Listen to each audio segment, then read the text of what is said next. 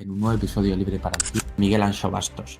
Hablaremos de política, de iniciativas como Escaños en Blanco. Por mucho en blanco que sea, si te ofrecen o tu ambiente te presiona, ¿cómo vas a dejar que gobiernen aquellos? Y el escaño sigue estando allí y la tentación de llegar allí y cogerlo está allí también. De la evolución del bipartidismo en Europa y en España. El PSOE tienen partido, los demás aún no. Tienen una estructura que penetra, capilar, que penetra todo el país. Usted encuentra gente del PSOE en todas partes, encuentra gente del PP en todas partes. En la parroquia, en el club de fútbol, en la universidad, en su trabajo, pues hay como bandos, ¿no? O sea, al final no solo es un partido. De su opinión acerca del populismo. Los libertarios no son especialmente contrarios al populismo. Lo que podemos estar en contra de determinadas medidas populistas, pero no del populismo en sí.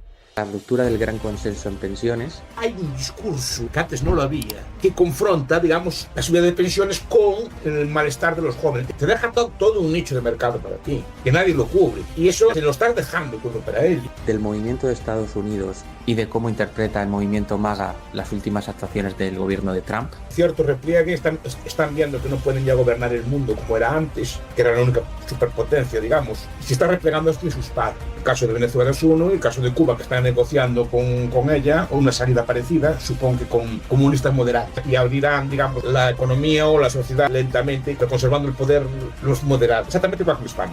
Los medios libertarios no le gusta nada ver tampoco al ejército ocupando el país. A un libertario no le gusta nada eso. Por último, de religión y fe. Yo creo que más la Iglesia en ese aspecto, los valores que defiende, pues mío, si no, pues, claro, no sería libertario. O mira la religión antes que la otra. Profesor Bastos, preguntarle porque en los últimos días he visto bastantes vídeos y reflexiones acerca del movimiento de escaños en blanco o escaños vacíos, y no sabía, quería conocer un poco su opinión acerca de la iniciativa, que aunque lleve muchos años, realmente, pues como todo esto, ahora es cuando está teniendo relevancia. Bueno, a ver, la idea es, supongo, que usar el sistema electoral para manifestar descontento, ¿no? Y la idea es que presentarse a las elecciones como un partido más y los escaños después no ocuparlos. Básicamente es eso. Y no cobrar el dinero al no tomar posesión del acta, pues es verdad que ese presupuesto, aunque sea poco relevante, no se lo llevan los partidos políticos y no se lo lleva nadie, que a nivel presupuesto no es nada, pero a nivel partidos políticos pues probablemente pueda hacer un poco de daño y se ve la visibilidad de que no hay nadie en el escaño. A ver, algo parecido, eso solo existe una vez en España, aparte de escaños en blanco, que tiene otro objetivo, obviamente.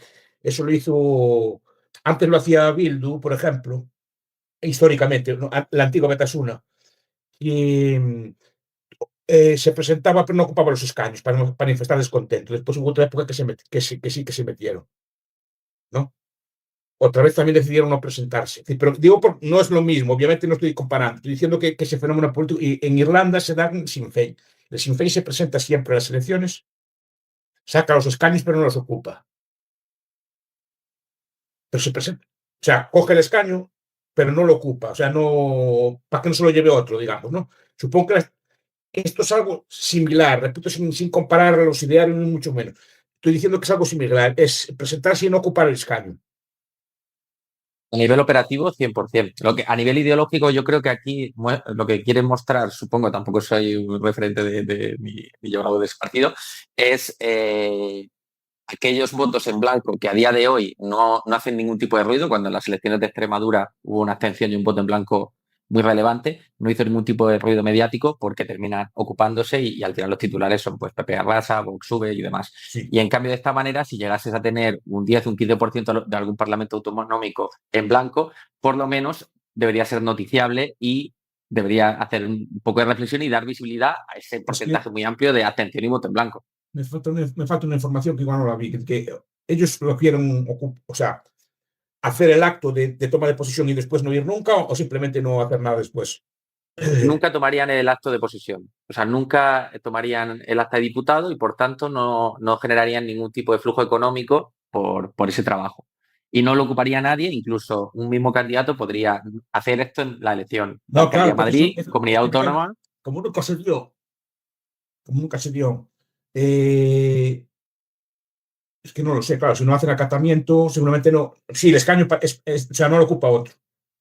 No lo ocupa otro. Pasa un poco como con Alberto Rodríguez de Podemos cuando tuvo los problemas judiciales, que no lo ocupó y no lo ocupó nadie ni cobró, en este Bueno, pues, caso, Podemos por ese partido. pues si sacara X diputados, pues sería un parlamento que simplemente depende de los diputados que obtienen. ¿No? Pues obviamente si se obtienen los 350, pues ahí quieres tener un Creo que problema. hay un mínimo de 300. A menos de 300 no se podría ni siquiera Efectivamente, sí, ocurrir. sí, efectivamente, el Parlamento español tiene que tener entre 300 y 400. Pues Eso al es. final, si no se ocupa, pues no habría Parlamento. Tendría que sacar 50 escaños. Mientras tanto, no se dé eso. Si se da eso, ¿qué pasaría? El problema es que no sé, creo que el Partido Libertario pidió el voto para escaños en blanco. Lo desconozco, pero me parece relativamente lógico y Sí, incluso buen movimiento. creo haberlo recordado. Cuidado, esta cosa estoy hablando de memoria, igual estoy metiendo la pata. Pero creo haberlo leído o mirado una parte. Pues digo que estas cosas no me gusta matizarlas porque no me tienen por qué hacer caso porque estoy hablando de memoria. En este caso, ¿qué pasaría? Dada pues, las ideas que tienen pues, este tipo de fuerzas, porque entiendo yo que tienen algún tipo de componente libertario, el problema es que se tensionan. Es decir, que tensionan al partido. El problema es cualquier partido cuando se presenta y tiene por lo menos derecho a algún tipo de escaños que después se tensiona. Tiene que tomar postura. Por ejemplo, imagina un empate, eh, todo el bloque PSOE, Podemos, todo así, un bloque todo de derecha y decide escaños en blanco. La, En la, principio no tomarían claro, posesión y no llegarían a hacer nada. te imagina que le falta uno al bloque de la derecha. Es decir, no, a ver si me explico. Cuando tú te presentas a unas elecciones y ocupas un escaño, al final te tensiona. ¿En qué sentido? Imagina que le falta, como estamos como ahora, en España, así muy igualado y a lo mejor escaños en blanco decide. La tensión va a ser irresistible. Porque te dirán, por culpa tuya está gobernando Podemos. Que a lo mejor es la antítesis de lo que tú quieres. ¿Me estoy explicando? Si Pero no, sobre todo la presión no solo al partido, sino a la persona que gana el a las escaño. personas que Porque en tienen el el fondo, TAC, o efectivamente. sea, esta estructura no tiene un partido per se, si es casi como Claro, una asociación, pero la persona sí que puede tener un dilema moral del no, que usted comenta. si yo entiendo la lógica es correcta. Te presentas y si hay una mayoría clara, pues no pasa nada. Pues si los escaños nos ocupan y sirven como protesta. ¿No? Se quedan sin altavoz, se quedan sin salir en ruedas de prensa, etcétera, pero hace cumplir su función. Pero repito, lo que pasa es que te tensionaría mucho. Si por culpa de esos dos diputados, tres o los que tenga, pues no gobierna un bloque, te van a, no sé, la presión va a ser muy fuerte. Y digo que te tensiona, porque en ese momento cualquier partido, cualquier fuerza se divide en dos. Los pragmáticos dijeron, bueno, mejor que gobiernen a alguien más próximo, aunque sea malo, a que gobierne toda la antítesis. ¿Me explico? Si la mayoría es clara, pues tres o cuatro, pues sí que cumple su función. Y Cuidado, como, pero cuidado con esas cosas porque tensan.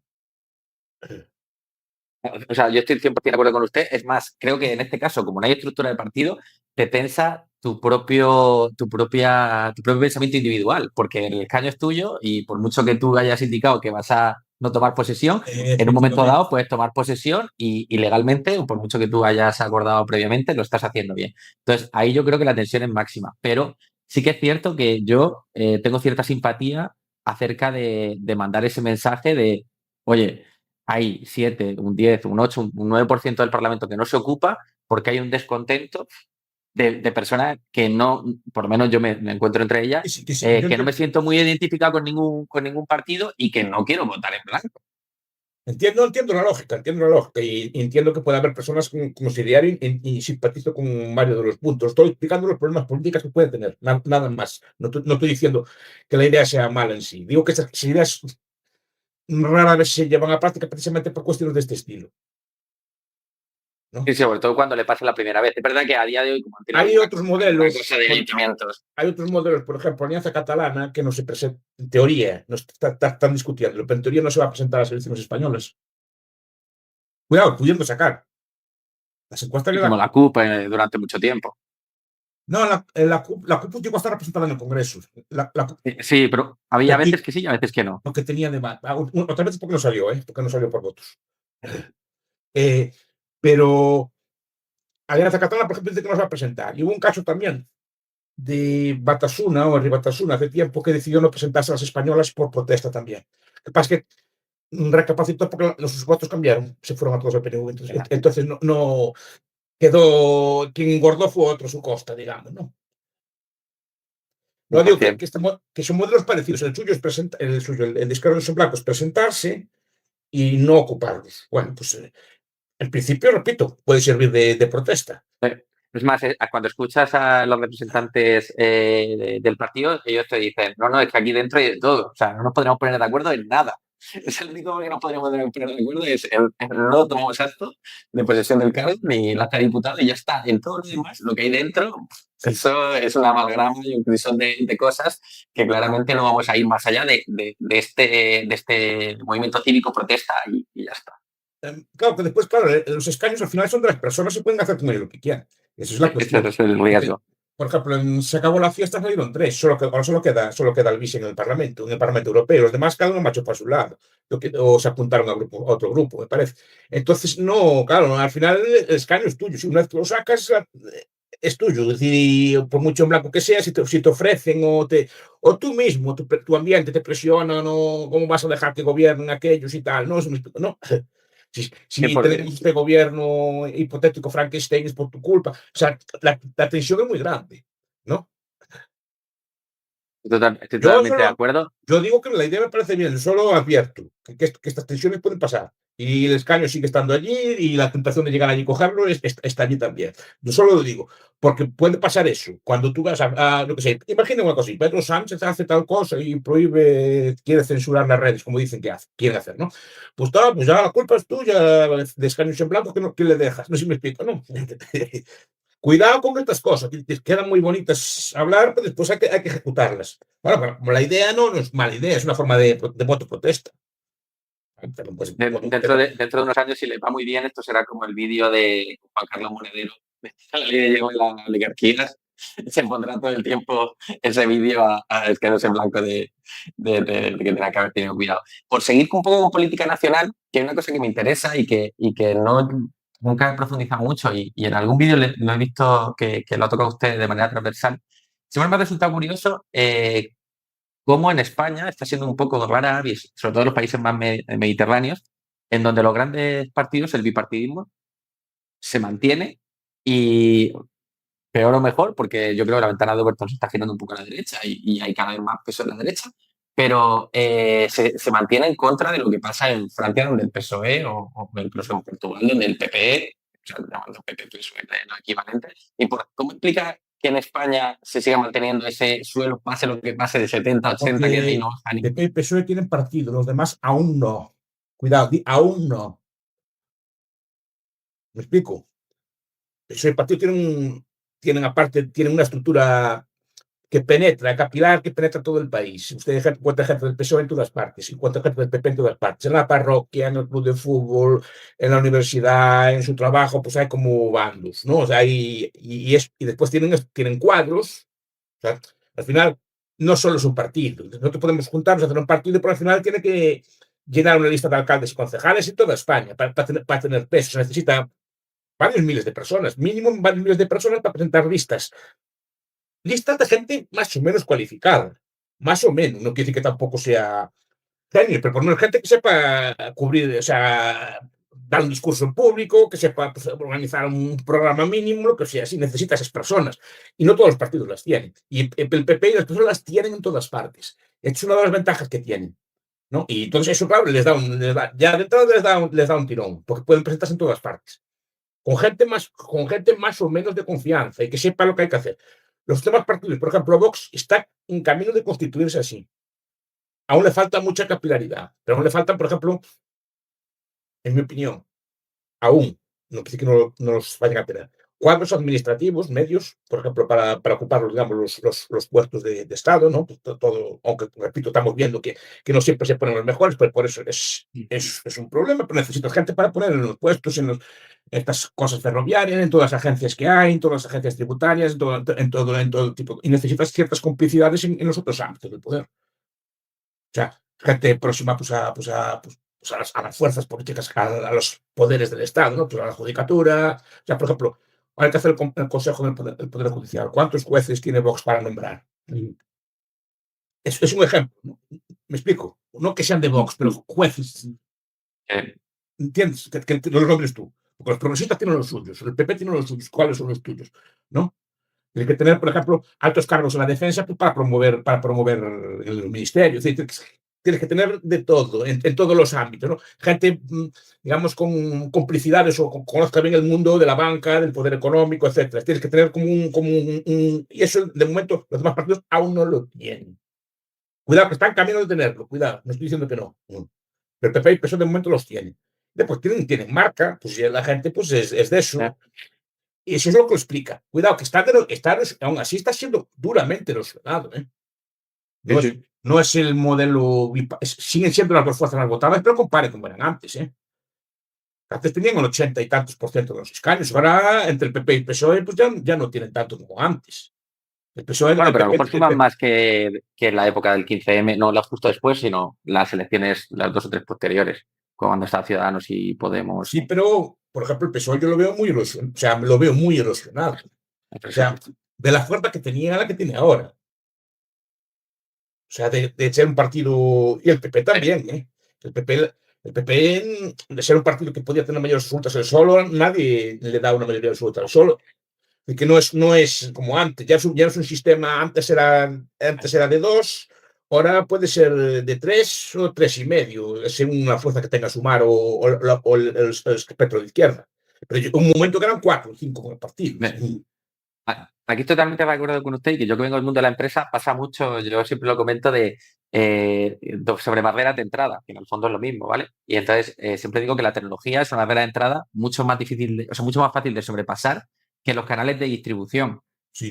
Que montar una red de distribución de personal de venta, por ejemplo, con una capilaridad muy grande. Porque es difícil y porque en el fondo pasa igual que con esto de los políticos intermedios, ayuntamientos, pedanías y demás, que es que tienen un background. Tú no llegas y de repente eres el pedáneo del Algueiro, el pueblo de Murcia, sin ser de allí y sin tener un background histórico, que ese ya está, por decirlo de alguna manera, cerca del PSOE y el PP. Pero lo que desconozco es si en otros países no pasa esto, porque me parecería Pasa lógico igual. que tuviese la misma barrera de entrada. Pasa igual. Pasa igual, pero por ejemplo, claro, lo que pasa es que en Francia, por ejemplo, el Partido Socialista quedó destruido por sus propias. El Partido Socialista francés, por ejemplo, o el Partido Socialista italiano. El Partido Socialista italiano desapareció por la corrupción, Tangentopoulos, ¿no? En general, el sistema de partidos italianos desapareció en aquellos escándalos de los 90, que fueron los años 90, de hipercorrupción que desmanteló el sistema político italiano entero. En Francia fue lento. En Francia, hace no tantos años, estaba un presidente de la República que era socialista. Y ahora el Partido Socialista está literalmente desaparecido.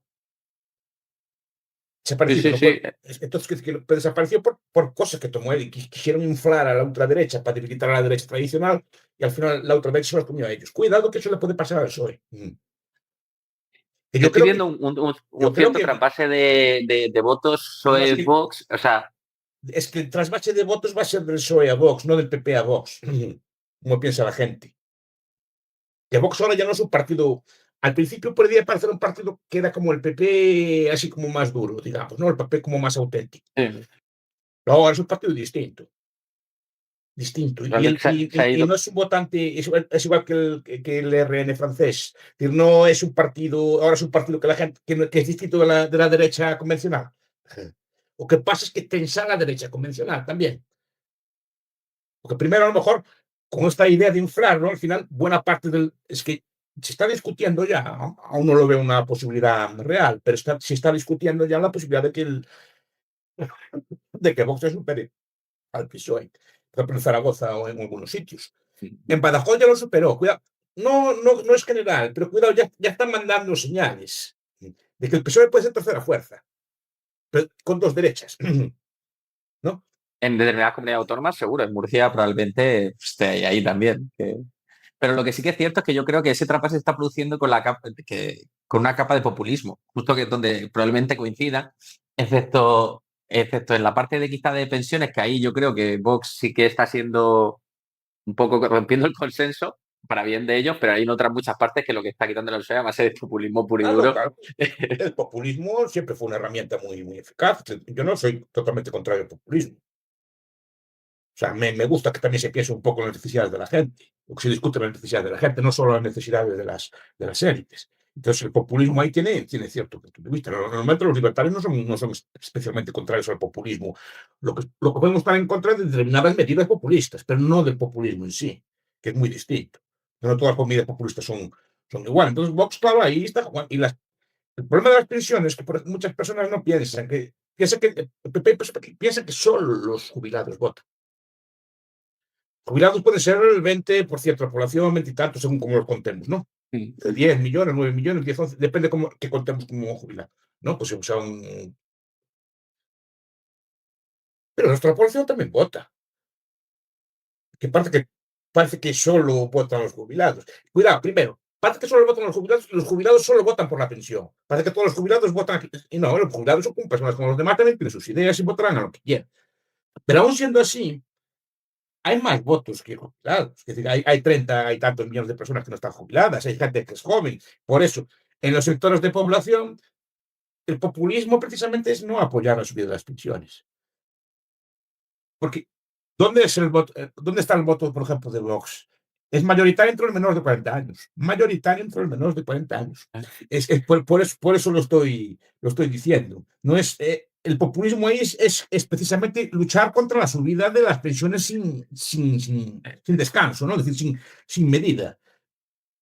Ahí no estoy de acuerdo porque creo que la palanca que tú accionas en pensiones es directa, en enero te sube la pensión, y la palanca que tú accionas en la gente joven es muy, muy indirecta y largo plazista, por lo cual se percibe, o Sí, sea, tiene como un nivel de impacto mucho menor pero que el la debate de te subo el sueldo. yo lo veo en los jóvenes. Yo trabajo con jóvenes. Los jóvenes ven que se les sube todo, y ellos como que ven que no tienen como futuro, o se sienten así, no quiere que no lo tengan, se sienten así. Y la brecha, porque yo lo escuché varias veces en comentarios en clase. No, hay una corriente totalmente cultural de transferencia de riqueza entre población activa y población pasiva, que nunca ha estado. Yo soy actuario de profesión, nunca ha estado y ahora empieza a estar, desde hace 2 o 3 años. Eso sí que es verdad. Lo que no tengo tan claro es que accione tanto el voto, o te haga votar tanto, como el hecho de que aunque el No, jubilado no vote por la subida de las pensiones, ya lo entiendo, si hay un partido que claramente no le sube la pensión, puede que lo deje de votar, ¿eh?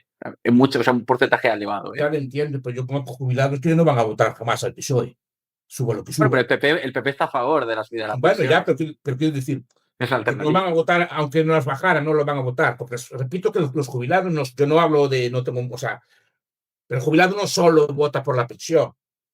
Es que es el otro error que se comete. Es decir, pero no, pensar No, no. como son jubilados, no sé, que le sube la pensión y le aplaude. Habrá gente que sí, otra no. La gente tiene ideas, punto. Por el motivo que sea, o que es religioso, por lo que sea, no va a votar a este tipo de cosas. Le gustará que le suban la pensión, pero no necesariamente decide el voto.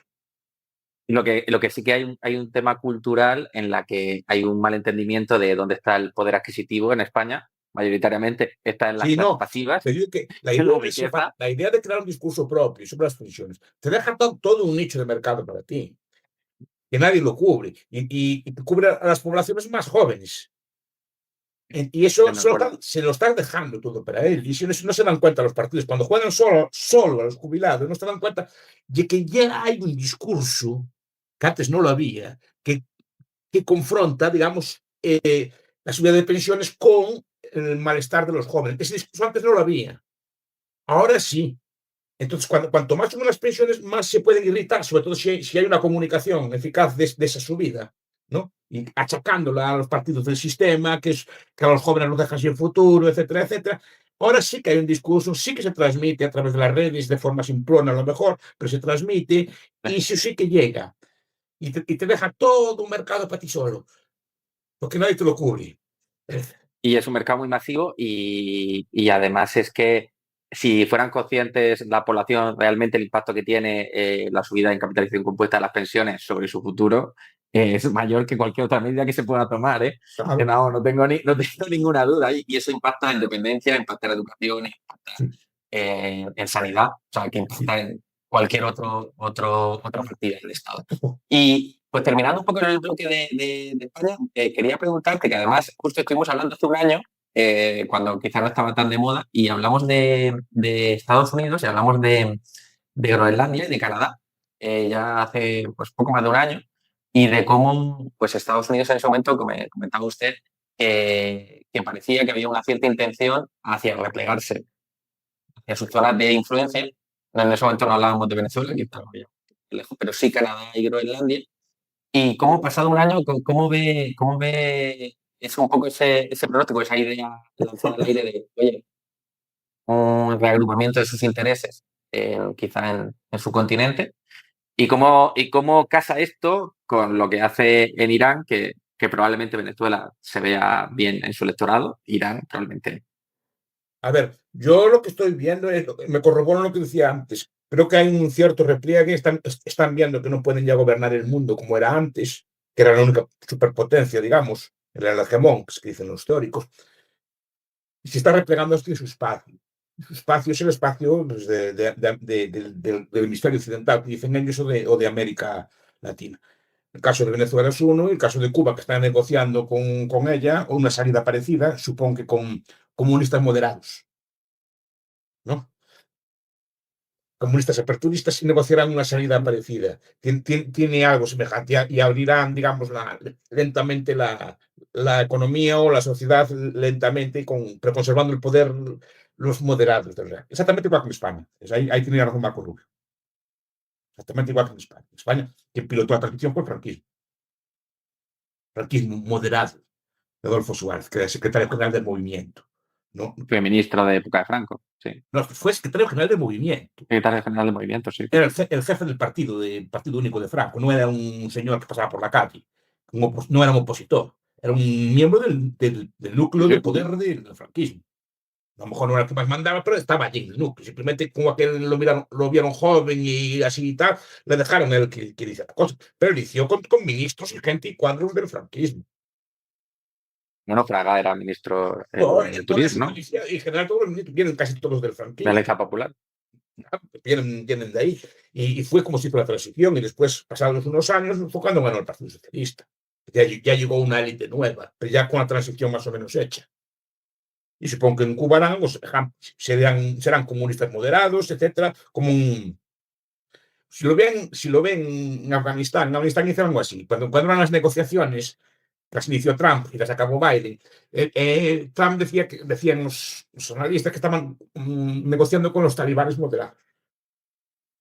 El título de hoy está patrocinado por nuestro sponsor principal, Coventia Legal. Coventia Legal es un bufete especializado en reclamaciones bancarias, tanto gastos hipotecarios para aquellas personas que tienen una hipoteca antes de junio de 2019 y que le cobraron a gastos de manera indebida, notaría, registro, tasación. El trabajo lo hace 100% a éxito y solo pagas si has ganado y si tienes el dinero del banco en tu cuenta. También hacen otros servicios como complemento de maternidad y brecha de género para aquellas personas, hombres, que no se les dio el complemento a su pensión de manera debida y lo tienen que reclamar al Instituto Nacional de la Seguridad Social. En ambos casos es 100% a éxito y solo se paga una vez que el cliente ha recuperado su dinero. Si quieres más información, pues puedes consultarlo en el teléfono y en el email que aparece en pantalla. Os dejo con el podcast. Con los sectores, sí, sí. Después negociaron con ellos y les dejaron el poder a los talibanes moderados.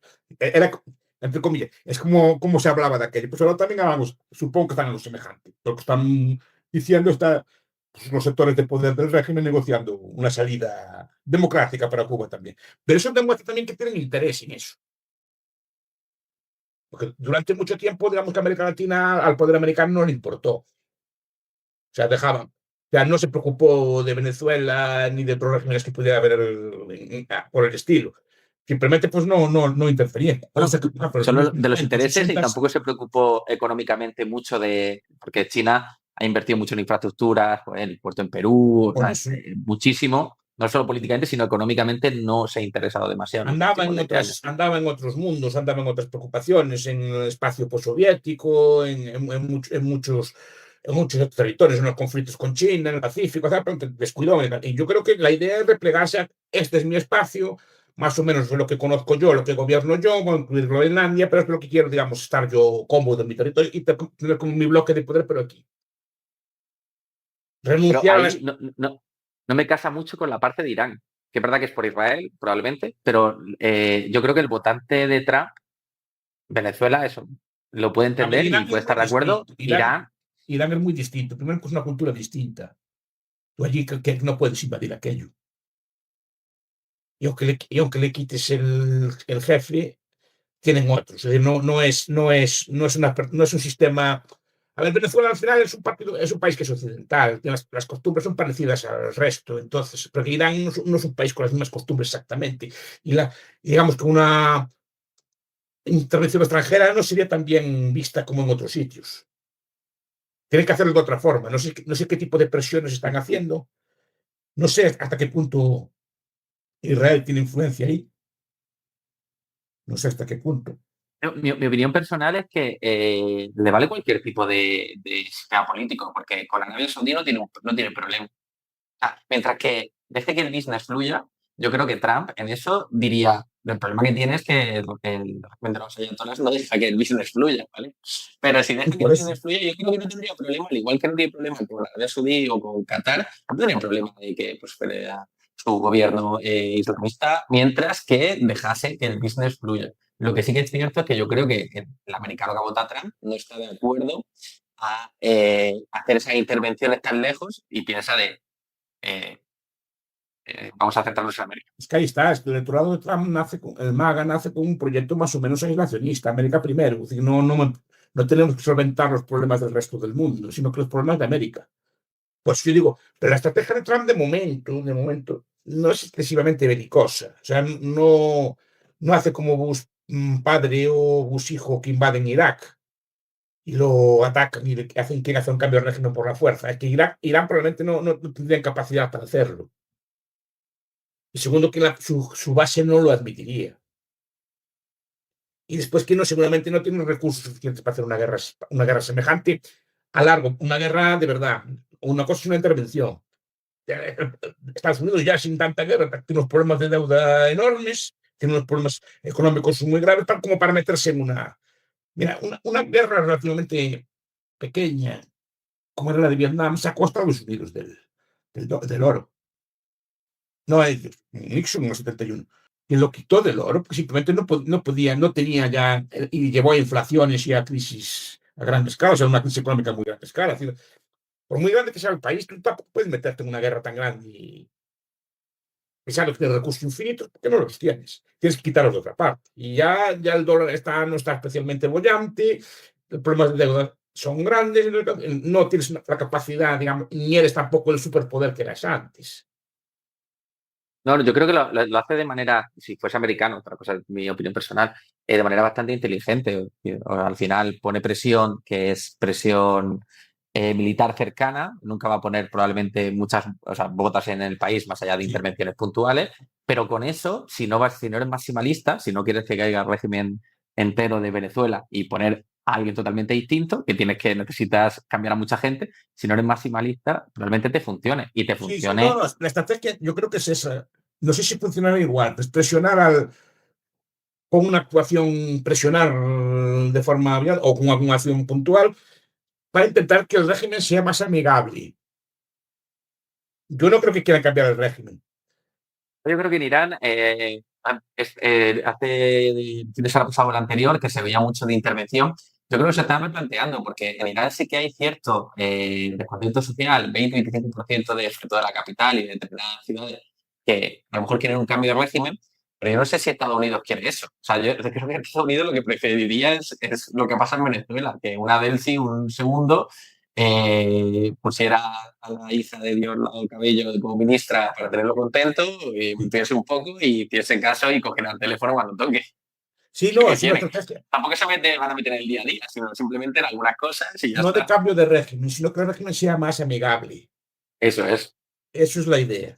Yo creo que y como la idea de Venezuela. No tanto cambiar el régimen o cambiarlo lentamente, pero que el régimen sea más amigable, digamos, ¿no? Que sea como que no se alinee con con los aliados de los enemigos, no sé cuáles los enemigos de Estados Unidos, porque a veces me desconcierta. Supuestamente Rusia es un enemigo de Estados Unidos, pero Rusia y Putin se llevan de maravilla. Y a veces Rusia y Estados Unidos se llevan fatal, pero están todo el día pactando también. O sea, la política internacional es muy ilusiva y muy cambiante. No es una cosa que estos son mis enemigos. No era con los tiempos de la Guerra Fría que aquellos eran mis enemigos y los otros no.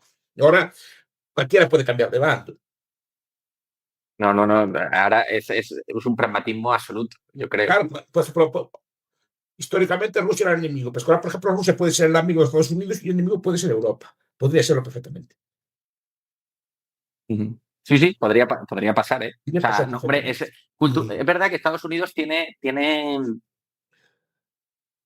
una población que puede levantarse ante determinadas medidas y la parte buena que yo creo que tiene Trump es que es capaz de recoger cable, perdona la expresión, Sí, recoge mal, cables, sí, él no es un tipo... cuando toca. Y en la parte esta del ICE se ha visto claramente. Yo veía muchos vídeos sobre todo de Minneapolis, que claro, ahí es que culturalmente el americano el americano medio y más de esa zona es una persona que recibe mal a un militar que viene de Washington. O sea, Sí, claro, claro. como un poco libertario de Sí, sí, este es sí. mi coche, este es mi casa y eso lo recibe mal. Y ya encima, si lo que estás persiguiendo es a gente que ha cometido un delito, ellos perfectos. Pero si estás persiguiendo a gente que tiene 2 hijos y ya 15 años trabajando en Estados Unidos, en el fondo el americano valora ese esfuerzo. Dice, oye, si esta persona ha venido a trabajar y a contribuir y tiene su familia aquí, no va con mis ideales el que alguien No, desde no, no, Lozano venga y y creo que lo entendió rápido. lo entendió, ¿eh? O Yo sea, vi, no sé si conoce usted a Joe Rogan.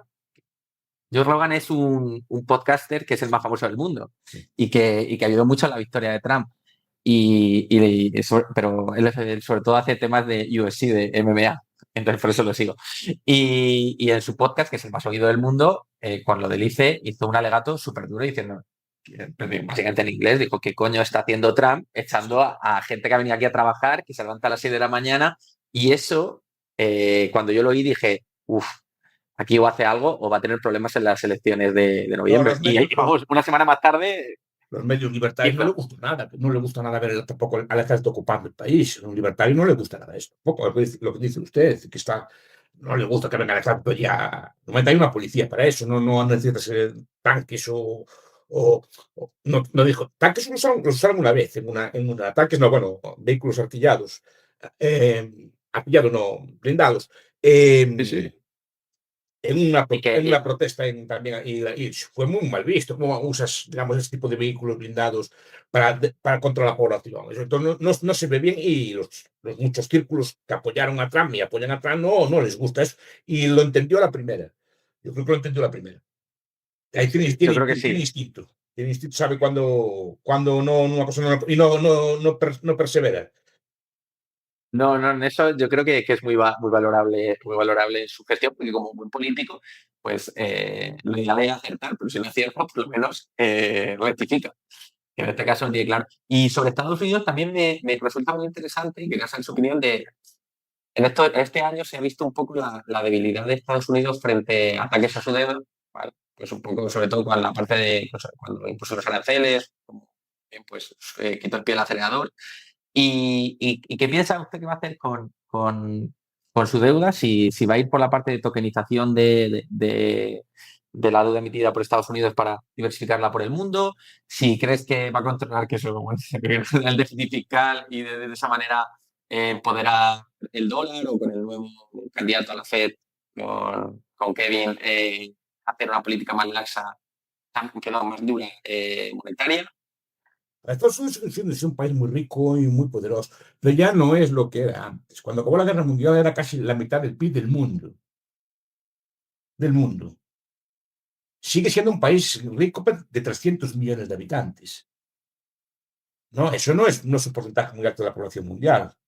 Ni siquiera debe ser el 5 o 6% de la población mundial. Con eso sobre todo si el resto del mundo no está tan empobrecido como antes, que ya empieza a tener potencial económico y grandes zonas ya empiezan a salir de la pobreza, no solo China, sino el sudeste asiático, muchas zonas del mundo, incluso la propia Europa, que ya tienen poderío económico propio, tú ya no puedes dictar las reglas económicas como dictas antes, porque en algunos casos hasta casi pueden prescindir de ti, que fue lo... Y él se dio cuenta, porque yo creo que usaba el arancel también como lo que estábamos hablando antes, como una medida de presión, que no tenía ganas de usar, pero quería conseguir algún tipo de acuerdo en ese ámbito, en otro ámbito, y presionaba con el arancel. El arancel, por ejemplo, se usó para conseguir más gasto militar en Europa o para conseguir algún tipo de concesiones en otros sitios. Pero después, si vemos las negociaciones, ve que buena parte de ellos lo levantaron. Y después, que aparte de eso, como el arancel le encarecía muchos productos en Estados Unidos, hubo protestas y tuvo que retirarlo. Por ejemplo, Estados Unidos no produce de todo, muchos alimentos no los produce él. Y al final le subía el café, le subía el plátanos, por ejemplo, le subieron muchísimo, y son productos de consumo habitual, pero que no los produces tú. Entonces, al final, tuvieron que levantar los aranceles a sus países, o aguacates, otro tipo de frutas, que al final no produces tú todo por el clima que tienes o lo que sea, ¿no? Entonces al final tienes que importar cosas. Y al final, si pones aranceles, te sale más caro todo a ti. Y al final, tu industria también paga. Tú pones aranceles al acero, le pones aranceles a otros productos, tus fábricas son menos competitivas porque tienen que comprar las cosas mucho más caras. Y al final se puede dando cuenta de eso. Yo creo que él lo sabe, lo usa como herramienta política. Y lo que decías del dólar o de la deuda, claro, en otros tiempos a lo mejor podías, pero claro, Japón te vende la deuda. Si ya no fue China, fue Japón, ya en su momento, ¿no? Ya te empiezan a alterar las cosas, ya no eres capaz de colocarla como antes, tienes que colocarla a otros tipos, ya no es un sistema tan atractivo. Y el dólar, si se pone muy tal, sigue siendo la moneda mundial, pero claro, podría perfectamente ser sustituida.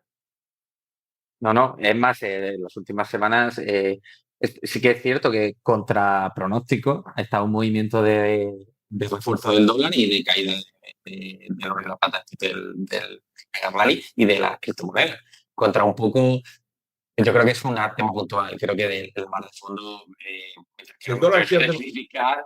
si el dólar pierde mucho valor o es inestable, deja de tener atractivo como reserva.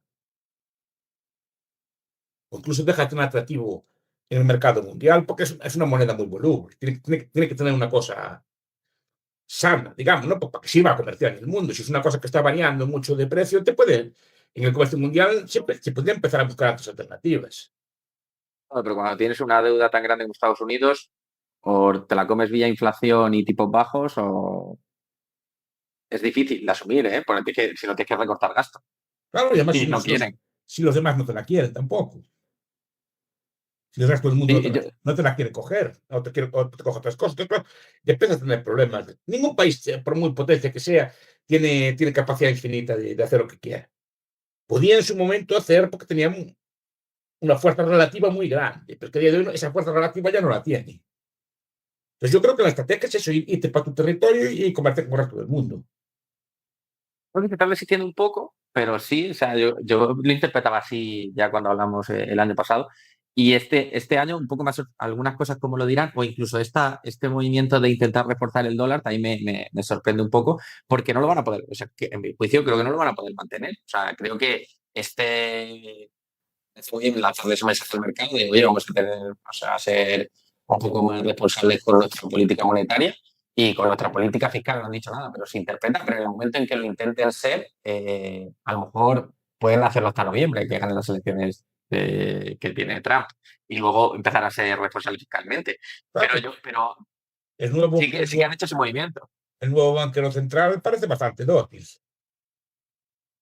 Y parece bastante partidario de bajar los tipos. Si te bajar los tipos, claro, las consecuencias que tienen es que el dólar se va a perder mucho peso, claro. Bueno, de comparación con, o sea, el nuevo banquero central, todavía falta que lo nombre, que se enrolle y demás, pero que Bueno, el que, cuando el esté, que suena como tal, digo. el que ha nominado Trump, en la crisis de 2007 y 2008 se mostró bastante en contra de los QE, bastante en Sí. contra. Y ya le pasó con Powell, que Trump lo nombró y luego, claro, lo nombró y luego no le hizo caso. Luego no sabemos si le va a hacer caso o no, eso es lo que no sé, pero de discurso es un discurso probablemente más duro que el de Powell a nivel política monetaria, más restrictivo. Otra cosa es que la diferencia con Powell es que puede que este le haga caso para que no le ponga una demanda por las reformas de las instalaciones y No, tener a en me contra a Trump. Tiene que me ser lo parece, peor que tiene que hacer. diga, tipo vago, tiene buen partido ofrecida. Ahí Es totalmente. muy Es popular, más, a corto plazo funciona y puede hacer cosas, pero me parece muy suicida para todo. Además que es alimentar crisis futuras. y no reafina bien la economía ahí, que he No, leído bastante a Huerta de Soto, lo explica muy bien y bueno, lógicamente Huerta de Soto no puede estar más en contra de tipos bajos o tipos negativos. Pero sí, sí. Y luego, por último, porque nos quedan como 10 minutos, hay una cosa que siempre me ha resultado curiosa yo me he educado obviamente culturalmente, como casi todo el español, pero siempre me resulta curioso respecto a otras corrientes de la escuela austríaca, de los movimientos anarcocapitalistas, que en España tiene un componente bastante más religioso que en otros lados, como como el profesor Huerta de Soto, que lo indica siempre, y en su caso también. Entonces, siempre, ¿por qué esa diferencia de estar más cerca probablemente de un movimiento católico en su caso, o en el de Huerta en su caso, lógicamente, en el de Huerta de Soto, voy a ir a Huerta de Soto, pero en su caso, y se debe un poco a la escuela de Salamanca, que viene de esa corriente, o en su caso, cómo le ha llevado a. Lo escuchaba en una entrevista que tuvo un momento en el que se alejó un poco, que fue mucho más ateo desde el convencimiento, y a día de hoy es mucho más creyente. A ver, yo, estamos hablando en términos económicos, ¿no? Pues la religión, obviamente, tiene factores económicos, pero yo, en aspecto económico, por ejemplo, Murray Rothbard tiene un trabajo que no es muy conocido, se llama Memorándum sobre capitalismo, sobre protestantismo y catolicismo. Se llama así, está traducido al español, me parece. Es un trabajito pequeño. Dice que el capitalismo es más próximo al catolicismo que al protestantismo. Dice, económicamente hablando, la teoría del valor, por ejemplo, etcétera. ¿No? Los protestantes tienden no digo que tengan que tenerlo, pero por su propia forma de entender el mundo, tienen una visión más objetiva del valor, y el católico la tiene más subjetiva, lo entiende perfectamente. Entonces, sí, y además yo entiendo que los valores de corte religioso en general, los católicos también en particular, pues son los que favorecen su origen el capitalismo. Además, me parece muy complicado mantener un sistema capitalista sin algún tipo de valor de ese estilo. Ahí estoy totalmente 100% de acuerdo. Lo que a lo mejor no entiendo también es la creencia o sea, ya en un tema más personal, de cómo casa ese pensamiento muy libertario con la creencia en un ser superior que en el fondo hay una jerarquía, pues está Dios y luego estamos el resto, lógicamente. Es que no ¿Cómo es un casa en poder, esa no es parte? un poder, no es un poder de otra persona, es Dios todopoderoso, es una cosa distinta. No es creer, es que, a ver, esto no es un debate de religión, tampoco que sea un experto, pero sí, pero yo llego a la visión de Dios, a la visión después del estudio, no antes del estudio. Es decir, que me estudié bastante el tema de la existencia de Dios y todo este tipo de temas, y argumentos a favor y en contra, me inclino al teísmo. Y el teísmo, bueno, como decía Hayek, la religión católica es la mejor elaborada de todas, la religión más completa, eso lo dice Hayek, ¿no? Pues, que de todas las religiones, él era agnóstico, de todas las religiones que conocía, que era la más completa, es decir, a estos efectos que estamos hablando, ¿no? Que tiene, tiene una teología, no solo es un conjunto de creencias, sino que tiene una serie de pautas de moral, tiene una serie de pautas de comportamiento, tiene una serie de pautas incluso de teología económica, etcétera, que son perfectamente compatibles y que son en buena parte las que condujeron en su momento histórico al origen del capitalismo. Además de todo ese encaje, por decirlo de alguna manera, racional, llega usted, en su caso personal, porque es verdad que cada uno esto es súper subjetivo, a ser una persona que tenga fe, o sea, que la fe sea importante en su vida o no. Es Sí, pura sí, claro, curiosidad porque claro que lo es. Claro que lo es. O sea, sí que es importante. No sé, no tengo una vara de medir de cuánto importante, sí, no, pero sí que es muy importante. lógicamente Claro, no yo es. creo que muchas cosas no las haría si no fuera así. Que en el fondo la fe también a lo mejor le ayuda, o sea, esos valores de, pues, de sacrificio, ahorro, esfuerzo y demás, que yo creo que están muy intrínsecamente Y ahí ligados. está la cosa, es decir, porque si yo tengo, por ejemplo, tengo dinero ahorrado, como tú, bueno, pues puedo gastarlo todo esta tarde en una fiesta o en miles de fiestas, o puedo comprarme. Avíseme entonces, si lo No, gaste todo. es un ejemplo, ¿no? Sí, sí, ¿Por qué no lo hago? Tengo dinero, puedo hacerlo sin problema ninguno. ¿Qué es lo que me lleva a llevar una vida ordenada? Teniendo medios para no llevarla. los pilares realmente, ¿no? Claro, claro, tienes que ir los principios, tienes que llevar tu porte bien, tienes una familia, tienes una serie de principios que cumplir, pero nada me lo impide. O sea, podría gastarlo en tonterías, ¿no? Endeudarme y vivir así la vida y carpe diem, ¿vale? Pero digo, ¿por qué no lo hago? Pues, vale, pues porque tengo unos principios. Supongo que los ateos también tendrán principios en ese aspecto, pero capaz que no sé cómo los fundamentan, ¿no? Lo pueden fundamentar como yo, no digo que no puedan hacerlo. Pero digo que en mi caso es un refuerzo. Están muy alineados, en ese caso claramente está muy alineado. A lo mejor hay en otras partes de lo que es la jerarquía eclesiástica como institución, que a lo mejor no coincide, pero en valores están súper alineados con los valores Eso libertarios. deben ser, y bueno, yo creo que más la Iglesia en ese aspecto, los valores que defiende, hombre, se puede interpretar de muchas formas, pues son bastante los míos. Si no, claro, no sería libertario. A mí la religión antes que la otra. La que marca es una parte muy importante de su vida y que además aquí pasa mucho en empresa de, no, mutatis mutandis, lógicamente, que en la cultura, cuando se habla de cultura de empresa, que es al final aquello que llena los vacíos, que te marca tu comportamiento cuando no es claramente 2 más 2. Y en el fondo Claro, esos son los en la pilares empresa, de los que usted habla, de todo lo que hace que no es, que cuando tiene duda va a esos principios y decide. y cuando se aflojan los principios, se afloja también. Yo tengo, por ejemplo, un sentido de deber. Tengo que entregar tal cosa, la entrego, punto. Aunque esté fuera del horario de trabajo, ¿no? Si tengo que tener unas tutorías, yo no tengo horario, acabo cuando acabo el último, los que tengo citados. No, me explico. Es que son las 8, no, acabamos, punto. Y si tengo que entregar una cosa, la entrego. Es mi deber, ¿no? No, que ya aquí ya no me pagan fuera del horario. No, es mi deber, punto. Y las cosas se hacen y se hacen bien. Eso es mi deber, punto. No es que no me pagan, no es. Yo estoy aquí, bueno, si no me gusta me voy, pero mientras esté aquí hago las cosas bien, por lo mejor que pueda, ¿no? Y eso es el principio del deber de personal también en la empresa. No, es que yo no es mi cometido, yo me marcho. Yo a las 3 tengo que marchar, me da igual que quede el trabajo a medio hacer. No, a eso me refiero, pues yo tengo unos principios, digamos, que no son solo los meramente contractuales. Entiendo que hay un deber moral de hacer las cosas. Y si se afloja el deber moral, pues se afloja también el funcionamiento de las cosas.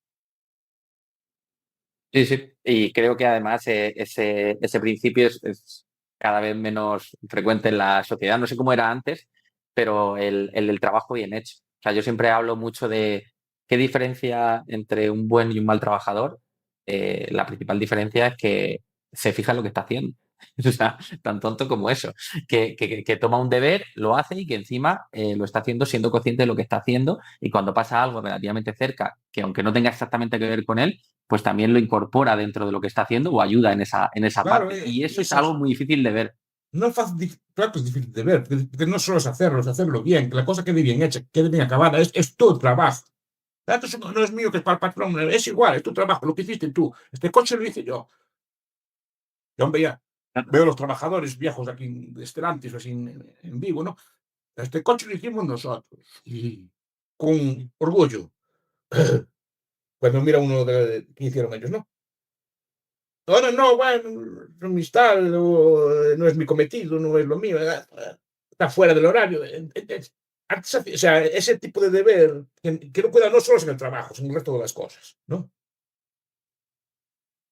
Totalmente de acuerdo, es que ese es lo que usted dice, eso te hará que cuando tú estás en la cadena de producción y hay que falta para terminar 5 minutos una cosa y no dudas, lo haces. O cuando ves algo mal, que aunque sea de un compañero, Lo no te retoques. cuesta nada, no recuperas. O sea, Sí. esos detalles para mí son muy importantes. Yo me acuerdo después trabajando en BVA, porque es Carlos Torres, o sea que se va a saber, y contó una anécdota que es que cuando él entró en BVA estuvo unos meses y había una sala de juntas en el edificio de arte y había una lámpara que estaba rota en una sala de juntas. Te lo contó en mi BVA. Y decía que él estuvo como 10, 15 días con mucha gente en esa sala esperando a ver si hacía alguien algo sobre esa lámpara que claramente llevaba mucho tiempo rota y que simplemente pues, había que avisar a alguien de mantenimiento, moverla, hacer algo. Y cuando pasaron 15 días y nadie lo hizo, pues nadie lo hizo, convocó a todo el mundo y le dijo, mira, esto es sintomático de cómo hacemos el trabajo. Si no somos capaces de en una sala que está en nuestras oficinas, avisar al de mantenimiento o arreglarlo, no, pero bueno, moverlo, fijarnos en eso, no vamos a ser capaces de hacer un buen trabajo, porque un buen trabajo es lo que usted dice, no es solo lo que tienes que hacer, sino también lo que crees que puedes hacer y sentirlo como un poco un sentimiento de pertenencia y un orgullo que el día de mañana podrás cambiar de empresa, pero que mientras que estás, y que no te vas prosperado, pero mientras que estás lo haces. Y ahí estoy 100% de acuerdo en que son valores que probablemente, Claro, pero si se yo quitan, recuerdo a mi abuelo que era agricultor, lo tenía claro y, o sea, y te lo son, intentaba inculcar. son extracontractuales. Dependen de algo que se llama deber. Efectivamente, no es cometido de nadie llamar al de mantenimiento. como no es mi cometido, yo no lo llamo, pero es el deber de hacerlo. Te sientes parte de aquello. Pero claro, si se fija, eso es algo meta contractual, no está en el contrato, es algo que tiene que usted sentir dentro. No quiere decir que otras personas no lo pueden sentir, pero digo que los sentimientos religiosos y morales refuerzan esos principios. No quiere decir que una persona no los pueda tener. Y de hecho, muchas personas que no son creyentes aún así los adoptan porque viven en un entorno que sí los adopta. Cultural y culturalmente Claro. Eso, es pero algo cuidado, que para pensar. se debilita, ¿eh? Yo lo veo. Se debilita. Se pierde ese sentido de deber, que es algo trascendente, que no es algo material. No es algo que se pueda tocar, es algo que sabe usted en su cabeza que hay que hacerlo, ¿no? Si se debilitan los principios morales, yo creo que se afectan todos, o sea, no solo puede quitar la religión y que lo demás quede intacto, ¿no? Y eso, ¿por qué no es tan fácil? Que está todo como imbricado. Y si quitas los deberes, digamos, de trascendencia, de deber y así por estilo, es raro que otros factores que también tienen que ver con la economía nos afecten. Obviamente dirá, pues el deber de trabajo no tiene que ver con la religión. No tiene que ver. Pero yo creo que sí que están afectados, sí que están imbricados, porque forman parte de un todo. No es una cosa que se pueda separar así fácilmente. Ahí me acuerdo de un documental de hace unos 10, 15 años de Oliver Stone que le hizo entrevistas a Vladimir Putin. O sea, me van a cancelar por todo, pero bueno, me da un poco igual. Y le hizo una entrevista a Vladimir Putin y en un momento dado Oliver Stone, que es una persona muy de izquierda, probablemente comunista, le comentó, oye, ¿por qué volviste a la tradición religiosa ortodoxa cuando entraste en el poder? Y entonces lo que hace, lo que dice Vladimir Putin es que en mi sociedad había un vacío tan grande cuando cayó el comunismo, que o sea, la iglesia fue sustituida por el partido, y cuando cayó el partido hubo un vacío tan grande que se llenó con el alcohol. Y yo, no, o sea, la manera en la que entendí que era la única manera pragmática de volver un poco a poner la sociedad como a él le gustaba, era incorporar de nuevo la religión, cuando él no era especialmente religioso. Pero esos valores, lo que usted comenta, esos valores que se habían perdido, esos pilares, la manera en la que él interpretó que Rusia podía intentar recuperarlos, la manera más fácil era volver a incluir algo que ya se que había mantenido, que era la religión. Sí. Es un libro de Oliver Todd, La derrota de Occidente. Incide mucho en esto la religión. Oliver Todd es un agnóstico, no es religioso. La derrota de Occidente, el declinar de Occidente, se debe a la falta de religión, a lo que llama el grado cero de religión. Por tanto, la gente aún participaba en los ritos, ahora ni siquiera participa en los ritos, ni se bautiza, ni tienen entierros religiosos, etc. Así que no hay ningún contacto ya con la religión. Y eso, claro, para él es el grado cero de descomposición de una sociedad. Es cuando empieza, digamos, a deteriorarse. Es la tesis de él, se puede contactar en su libro, que es del año pasado. Pues yo creo que con esto, porque le quedan 3 minutos, quería aprovechar para darle las gracias por compartir su tiempo conmigo, principalmente, ya si a alguien más le puede gustar y si escucharlo, pues genial, pero sobre todo a mí me encanta poder conversar con usted, profesor Máster, muchísimo. O sea que Pues gracias a usted por la amabilidad y hasta la próxima, si Dios quiere. Seguro que le daré la lata para que haya una próxima dentro de un año, o sea que no te preocupes que no, mi problema ya sabe que es encontrar tiempo. Tengo que hacerlo un hueco así entre reunión y reunión y es como podemos hacer. Pero bueno, si no, no tenemos forma. Bueno, No. Y si se da, perfecto, y si no se da, no se preocupe. Yo lo intentaré. Que pase muy buen día y muy buena semana. igualmente, muchas gracias, don Un David. abrazo Hasta la grande. próxima, si Dios quiere. Chao. Chao. Chao.